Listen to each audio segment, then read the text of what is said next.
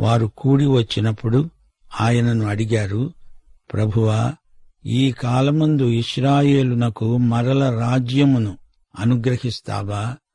ఆయన అన్నాడు, కాలములను సమయములను తండ్రి తన స్వాధీనమందు ఉంచుకొని ఉన్నాడు. వాటిని తెలుసుకొనడము మీ పని కాదు. అయినా పరిశుద్ధాత్మ మీ మీదికి వచ్చినప్పుడు మీరు శక్తి నొందుతారు గనుక మీరు యెరూషలేములో, యూదయ్య సమరయ్య దేశములందంతటా భూదిగంతాల వరకు నాకు సాక్షులై ఉంటారు. ఈ మాటలు చెప్పి వారు చూస్తూ ఉండగా ఆయన ఆరోహణమయ్యాడు. అప్పుడు వారి కన్నులకు కనపడకుండా ఒక మేఘము ఆయనను తీసుకొని పోయింది. ఆయన వెళ్లుతూ ఉండగా వారు ఆకాశము వైపు తేరి చూస్తూ ఉన్నారు. ఇదిగో, తెల్లని వస్త్రములు ధరించుకున్న 2 మనుష్యులు వారి వద్ద నిలిచి వారితో అన్నారు, గలిలయ మనుష్యులారా, మీరెందుకు నిలిచి ఆకాశము వైపు చూస్తున్నారు? మీ వద్ద నుండి పరలోకమునకు చేర్చుకొనబడిన ఈ యేసే ఏ రీతిగా పరలోకానికి వెళ్లడము మీరు చూచారో ఆ రీతిగానే ఆయన తిరిగి వస్తాడు. శ్రోతలు వింటున్నారా? శిష్యులు అడిగిన ప్రశ్న ఎలాంటిది? అందులో ఏమైనా పొరపాటుందా? వారు మంచి ప్రశ్న అడిగారు. ప్రభువు దానికి చక్కని జవాబిచ్చాడు. శిష్యులడిగిన ప్రశ్న సరైంది. ఈ ప్రశ్న అడిగినందుకు ప్రభువు వారిని కోప్పడలేదు. వారిని అవివేకులని ప్రభువు గద్దించలేదు. వారు పాత నిబంధన నేపథ్యంలో ఆలోచిస్తున్నారు. మెస్సియా వస్తాడని వారు కనిపెడుతున్నారు. ఈ లోకంలో తన రాజ్యం స్థాపించడానికి వస్తాడని ఎదురుచూచారు. అది వారి మహానిరీక్షణ. ఈ రోజు వరకు కూడా వారికి అదే నిరీక్షణ ఉంది. వారే కాదు, మనము కూడా నమ్ముతున్నాము. ఈ భూగోళంలో దేవుని పని ఇంకా అయిపోలేదు. ఈ భూగోళాన్ని ఆ పళాన తుడిచేయడు దేవుడు. ఈ భూమిని గురించిన నిత్య సంకల్పం దేవునికి ఉంది. యూదులు ఆ రోజుల్లో దేవుని రాజ్యం అంటూ ఎక్కువ మాట్లాడారు. దావీదు గుడారాన్ని మెస్సియా వచ్చి పునరుద్ధరణ చేస్తాడు అంటూ చెప్పుకునేవారు. యేసు ప్రభు పునరుత్థానుడై 40 రోజులు తన శిష్యులకు కనపడుతూ దేవుని రాజ్యాన్ని గురించిన అనేక సంగతులు వారితో విపులంగా మాట్లాడాడు. వారడిగిన ప్రశ్నలకు జవాబుగా ప్రభు అన్నాడు, తండ్రి చేతుల్లో కాలగతులున్నాయి. వాటిని తెలుసుకోవడం మీ పని కాదు. ఇశ్రాయేలుకు రాజ్యం అప్పగించేదెప్పుడు అంటారా? ఆ సంగతి ఇప్పుడు మీరడగకూడదు, నేను చెప్పకూడదు, చెప్పను. రాజ్యస్థాపనకు ముందు సంఘ కార్యక్రమం ఉంది. తన నామమున అన్యజనులలో నుండి తన వారిని సమకూర్చే కార్యక్రమం ఉంది. అపొస్తల కార్యములు 15వ అధ్యాయంలో యెరూషలేములో యేసు శిష్యులు సమావేశమయ్యారు. అప్పుడు యాకోబు అనే జేమ్స్ ఏమన్నాడో 14 నుండి 18వ వచనం వరకు చెప్పబడింది. అన్యజనులలో నుండి దేవుడు తన నామము కొరకు ఒక జనమును ఏర్పరచుకోవడానికి వారిని ఏలాగు కటాక్షించాడో సిమెయోను వివరించి ఉన్నాడు. అందుకు ప్రవక్తల వాక్యములు సరిపడి ఉన్నాయి. ఎట్లనగా, ఆ తరువాత నేను తిరిగి వస్తాను, మనుష్యులలో కడమవారు నా నామము ఎవరికి పెట్టబడిందో ఆ సమస్తమైన అన్యజనులు ప్రభువును వెతకునట్లు పడిపోయిన దావీదు గుడారమును తిరిగి కడతాను. దాని యొక్క పాడైన వాటిని తిరిగి కట్టి దానిని నిలువబెడతాను అని అనాది కాలము నుండి ఈ సంగతులను తెలియపరచిన ప్రభువు సెలవిస్తున్నాడు అని రాయబడింది.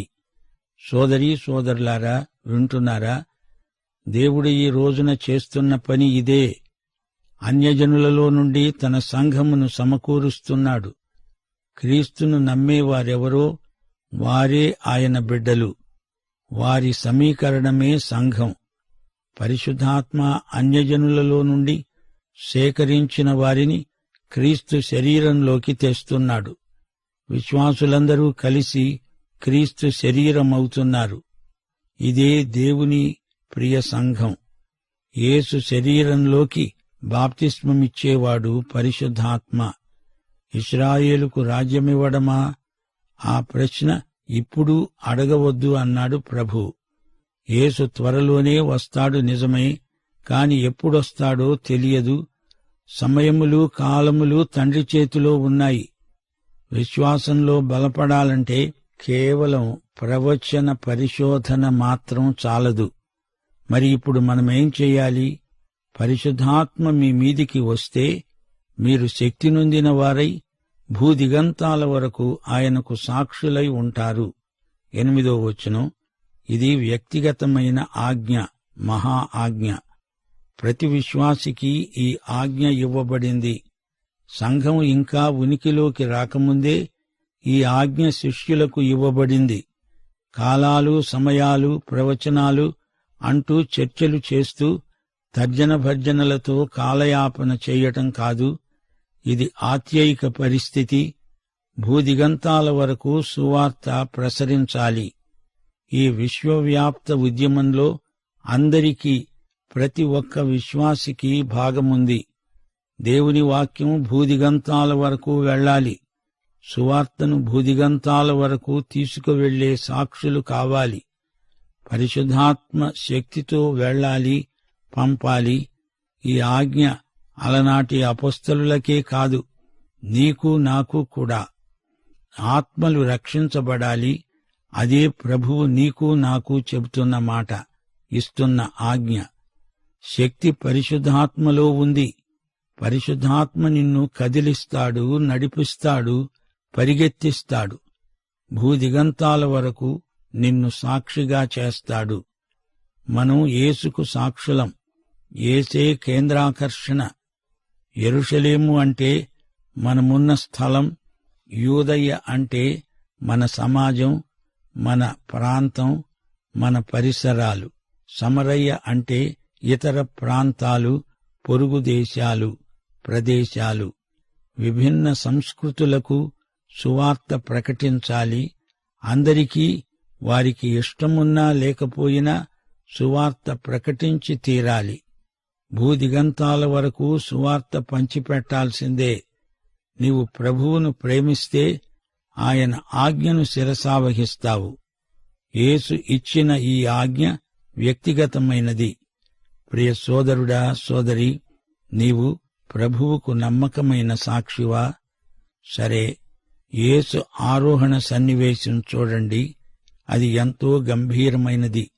యేసు ప్రభు పరలోకానికి ఆరోహణమై వెళ్లిపోతున్నాడు. మేఘం ఆయనను అలా ఎత్తుకుపోయింది. అంతరిక్ష యాత్రను మించినది. ఆ మేఘం ఎలాంటిది? అది షకీనా మహిమ మేఘం. యోహాను సువార్త 17వ అధ్యాయం 5వ వచనంలో యేసు ప్రార్థిస్తూ అన్నాడు, లోకము పుట్టక మునుపు నీ వద్ద నాకు ఏ మహిమ ఉండేదో ఆ మహిమతో ఇప్పుడు నన్ను నీ వద్ద మహిమపరచు. యేసు ఒక శిశువుగా పుట్టినప్పుడు పొత్తిగుడ్డలలో చుట్టబడ్డాడు. ఆయన ఆరోహణమవుతున్నప్పుడు మహిమ మేఘముతో ఆవరించబడ్డాడు. పరలోకమందున్న తండ్రి కుడిపార్శ్వానికి హెచ్చించబడ్డాడు. 2 దేవదూతలు వారికి కనపడి అన్నారు, మీరెందుకలా మోరలు పైకెత్తి చూస్తారు? ఆయన మహిమలోకి ఎక్కి వెడుతున్నాడు. అయితే ఆయన తిరిగి వస్తాడు. ఎక్కడి నుండి వెడుతున్నాడో అక్కడికే తిరిగి వస్తాడు. జకర్యా 14వ అధ్యాయం 4వ వచనం. ఆ దినమున యెరూషలేము ఎదుట తూర్పు తట్టున ఉన్న ఆలివు కొండ మీద ఆయన పాదములుంచగా, ఆలివు కొండ తూర్పు తట్టునకు పడమటి తట్టునకు నడిమికి విడిపోయి సగము కొండ ఉత్తరపు తట్టునకు, సగము కొండ దక్షిణపు తట్టునకు జరుగుతుంది. గనుక విశాలమైన లోయ ఒకటి ఏర్పడుతుంది. అవును, ఆయన ఎక్కడి నుండి ఆరోహణమై వెళ్ళాడో సరిగ్గా అదే స్థలానికి మహిమతో తిరిగి వస్తాడు. మీరు వెళ్లి ఆయన చెప్పినట్లు చెయ్యండి. ఇది దేవదూతల సందేశం. వారు ఆత్మ కోసం కనిపెట్టాలి. 12వ వచనం నుండి 14వ వచనం వరకు. అప్పుడు వారు ఆలివు వనమనబడిన కొండ నుండి యెరూషలేమునకు తిరిగి వెళ్లారు. ఆ కొండ విశ్రాంతి దినమున నడవదగినంత సమీపముగా ఉన్నది. వారు పట్టణములో ప్రవేశించి తాము బస చేస్తూ ఉన్న మేడగదిలోకి ఎక్కి వెళ్లారు. వారెవరనగా పేతురు, యోహాను, యాకోబు, అంద్రెయ, ఫిలిప్పు, తోమా, బర్తొలొమయి, మత్తయి, అల్ఫయు కుమారుడైన యాకోబు, జలోతే అనబడిన సీమోను, యాకోబు కుమారుడైన యూదా. వీరందరూ, వీరితో కూడా కొందరు స్త్రీలు, యేసు తల్లి అయిన మరియ, ఆయన సహోదరులు ఏకమనస్సుతో ఎడతెగక ప్రార్థన చేస్తున్నారు. సోదరీ సోదరులారా, వింటున్నారా? విశ్రాంతి దినాన నడవదగినంత దూరం అంటే ఎంత దూరం అనుకుంటున్నారు? 1.5 కిలోమీటర్ల దూరం అంతే. సబ్బాతు నాడు ఎక్కువ దూరం నడవకూడదు. పండగ సమయాలలో దేవాలయానికి దగ్గరగా ఉండాలని ప్రయత్నిస్తారు. అప్పుడు జనం రద్దీ ఎక్కువ. ఆలివ్ కొండ ప్రాంతమంతా పండుగ సమయంలో జనంతో కిక్కిరిసిపోయి ఉంటుంది. లక్షల కొలది ప్రజలు దేవాలయానికి తీర్థయాత్రలు చేసి వస్తుంటారు. సబ్బాతునాడు నడవదగినంత దూరంలోనే వారుండాలి. మేడగదిలో యేసు తల్లి అయిన మరియ కూడా ఉంది. ఆమె మీద ప్రజలు మోపిన నింద తొలగిపోయింది. యేసు దేవుని కుమారుడని, కన్యకకు జన్మించాడని రుజువైంది. మేడగదిలో ఉన్న వారిలో ఏక భావము, ఏకాత్మ ఉండడము విశేషం. యేసు ఆరోహణానికి, పరిశుద్ధాత్మ రాకడకు మధ్య 10 దినాలు ఎంతో అర్థవంతమైన సమయమది. అలాంటి రోజులు మళ్లీ వస్తాయా అనిపిస్తుంది. ఈ రోజున ఆ విధంగా పరిశుద్ధాత్మ రాకడ కోసం కనిపెట్టే పని లేదు. ఆయన వచ్చాడు. మేడగదిలో ఉన్న వారందరిపైకి వచ్చాడు. వారు శక్తి నొందారు. అది చరిత్ర. అది ఒక అపూర్వ సంఘటన. అపొస్తలుణ్ణి నియమించారు. 15 నుండి 20వ వచనం వరకు. ఆ కాలమందు ఇంచుమించు 120 మంది సహోదరులు కూడి ఉండగా పేతురు వారి మధ్యను నిలిచి అన్నాడు, సహోదరులారా, యేసును పట్టుకొనిన వారికి త్రోవ చూపిన యూదాను గూర్చి పరిశుద్ధాత్మ దావీదు ద్వారా పూర్వము పలికిన లేఖనము నెరవేరవలసి ఉంది. అతడు మనలో ఒకడుగా ఎంచబడినవాడై ఈ పరిచర్యలో పాలు పొందాడు. ఈ యూదా ద్రోహము వలన సంపాదించిన రూకలనిచ్చి ఒక పొలము కొన్నాడు. అతడు తలక్రిందులుగా పడి నడిమికి బద్దలైనందున అతని పేగులన్నీ బయటికి వచ్చాయి. ఈ సంగతి యెరూషలేములో కాపురమున్న వారందరికీ తెలియవచ్చింది. గనుక వారి భాషలో ఆ పొలము అకెల్దమ అనబడింది. దానికి రక్తభూమి అని అర్థం. ఇందుకు ప్రమాణముగా అతని ఇల్లు పాడైపోవునుగాక, దానిలో ఎవడూ కాపురముండకపోవునుగాక, అతని ఉద్యోగము వేరొకడు తీసుకొనుగాక అని కీర్తనల గ్రంథములో రాయబడి ఉన్నది. ప్రియశ్రోతలు, వింటున్నారా? పేతురు మాట్లాడుతున్నాడు. ఇంకా పరిశుద్ధాత్మ రాలేదు. పెంతెకోస్తు ఇంకా వచ్చి ఉండలేదు. పేతురుకు పరిశుద్ధాత్మ నింపుదల కావాలి.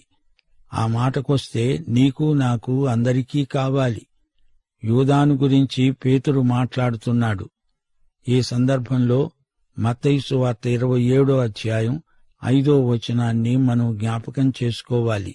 యూదా ఆ వెండి నాణెములు దేవాలయములో పారవేసి పోయి ఉరిపెట్టుకున్నాడు.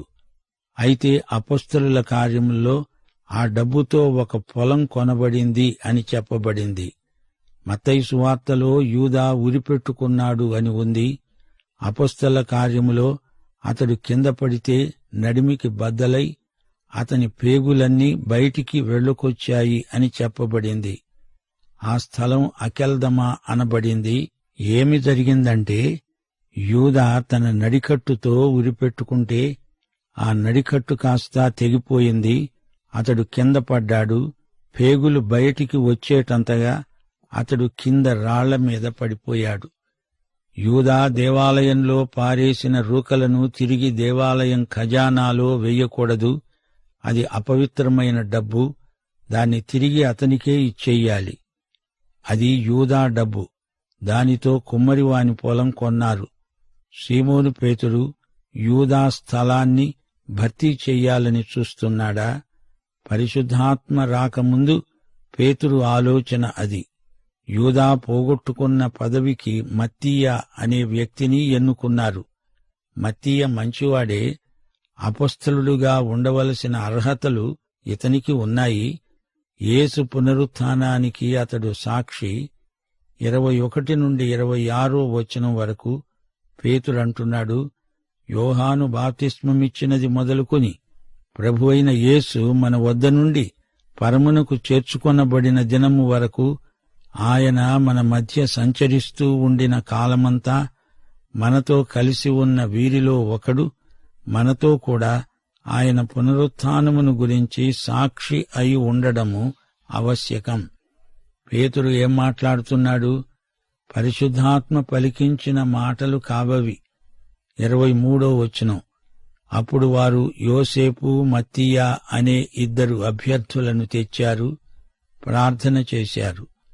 అందరి హృదయములను ఎరిగి ఉన్న ప్రభువా, తన చోటికి పోవడానికి యూదా తప్పిపోయి పోగొట్టుకొన్న ఈ పరిచర్యలో, అపొస్తలత్వములో పాలు పొందడానికి వీరిద్దరిలో నీవు ఏర్పరచుకొన్న వానిని కనపరచు. అంతట వారు వీరిని గురించి చీట్లు వెయ్యగా మత్తీయ పేరట చీటి వచ్చింది. గనుక అతడు 11 అపొస్తలులతో కూడా లెక్కించబడ్డాడు. సోదరీ సోదరులారా, వింటున్నారా? ఈ చీట్లు వెయ్యటం తతంగం అంతా పరిశుద్ధాత్మ నడుపుదల కాదు. మత్తీయ దేవుడేర్పరచుకున్న వ్యక్తి కాడు. ఇస్కరియోతు యూదా పోగొట్టుకున్న ఆ స్థలానికి ప్రభువు ఎప్పుడో ఒకరిని ఏర్పాటు చేశాడు. ఈ మత్తీయ పేరు మళ్లీ ఎక్కడా వినబడదు. అతడు ఏమి చేశాడో అది చెప్పబడి ఉండలేదు. పరిశుద్ధాత్మ ఈ మత్తీయను గుర్తించినట్లు దాఖలా లేదు. దేవుడు ఆ స్థలానికి పౌలును నిర్ణయించాడు. పౌలు గలతీ పత్రిక రాస్తూ 1వ అధ్యాయం 1వ వచనంలో అన్నాడు, మనుష్యుల మూలముగానైనా ఏ మనుష్యుని వలననైనా కాక యేసుక్రీస్తు వలన, ఆయనను మృతుల్లో నుండి లేపిన తండ్రి అయిన దేవుని వలన అపొస్తలుడుగా నియమించబడిన పౌలు అనే నేను. చూచారా, పౌలును యేసు తన అపొస్తలుడుగా నియమించాడు. తండ్రి అయిన దేవుడు నియమించాడు. ఎలా నియమించాడు? పరిశుద్ధాత్మ ద్వారా ఈ నియామకం నిర్ధారించబడింది. పౌలు యొక్క సేవా జీవితంలో దీనికి ఎన్నెన్నో రుజువులు మనకు లభిస్తున్నాయి. సోదరీ సోదరులారా, అపొస్తలుల కార్యములు 1వ అధ్యాయం 4 సువార్తలను ఒకచోటికి తెస్తోంది. మత్తయి సువార్త యేసు పునరుత్థానంతో ముగిసింది. మార్కు సువార్త యేసు ఆరోహణంతో ముగిసింది. లూకా సువార్త పరిశుద్ధాత్మ వాగ్దానంతో ముగిసింది. యోహాను సువార్త యేసు 2వ రాకడ వాగ్దానంతో ముగిసింది. ఆ తరువాతి సంఘటనల క్రమం అపొస్తలుల కార్యములు 1వ అధ్యాయంలో ప్రారంభమైంది. 4 సువార్తలు ఒకటై అపొస్తలుల కార్యముల్లోకి ప్రవహించాయి. అపొస్తలుల కార్యములు 1వ అధ్యాయంలో యేసు పునరుత్థానం, ఆరోహణం, పరిశుద్ధాత్మను గురించిన వాగ్దానం, యేసు పరలోకానికి ఎక్కిపోవడం, ఆయన 2వ రాకడ వాగ్దానం అన్నీ పేర్కొనబడడం విశేషం. పరిశుద్ధాత్మ రాకముందే పేతురు తొందరపడి అపొస్తలుల నియామకాన్ని గురించి మాట్లాడాడు.